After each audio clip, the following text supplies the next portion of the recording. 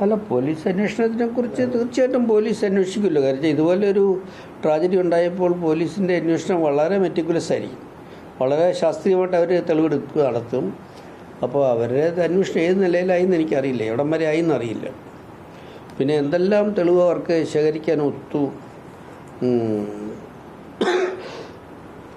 എക്സ്പ്ലോഷൻ്റെ സാഹചര്യം എന്താണ് എന്നൊക്കെയുള്ളത് നമുക്കറിയില്ല. കാര്യച്ചാൽ പല രീതിയിലും പലരും സ്പെക്കുലേറ്റ് ചെയ്യുന്നുണ്ട്. കാര്യച്ചാൽ ഒരു ഇലക്ട്രിക് ഷോക്കോ ഒന്നും ഉണ്ടായതായിട്ട്, സ്പാർക്കൊന്നും ഉണ്ടായിട്ട് കേട്ടില്ല.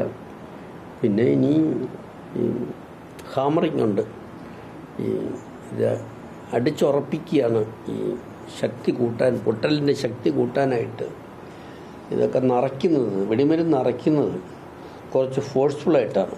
കാര്യം അതിൻ്റെ ക്വാണ്ടിറ്റി മാക്സിമം ഇഞ്ചെക്ട് ചെയ്താൽ മാത്രമേ അതിൻ്റെ സ്ഫോടനത്തിൻ്റെ ശക്തി കൂടുകയുള്ളൂ. അപ്പോൾ അതുകൊണ്ട് ആ ഹാമറിങ് എന്തെങ്കിലും മെറ്റലുകളൊക്കെ ഉപയോഗിച്ചോ, മെറ്റൽ ഹാമർ, സാധാരണ തടി കൊണ്ടുള്ള ഹാമറൊക്കെ ഉപയോഗിക്കുന്ന ഈ പാറ വെടിക്കെട്ടുകാർ പോലും, പാറ പൊട്ടിക്കുന്നവർ പോലും പണ്ട്, ഇപ്പോൾ എല്ലാം തോട്ടയാണ്, പണ്ട് വെടിമരുന്ന് അറയ്ക്കുന്നത് ചിറ്റിക, അതായത് ഹാമർ, അതൊരു തടി കൊണ്ടുള്ള ഉപയോഗിക്കാറുണ്ട്.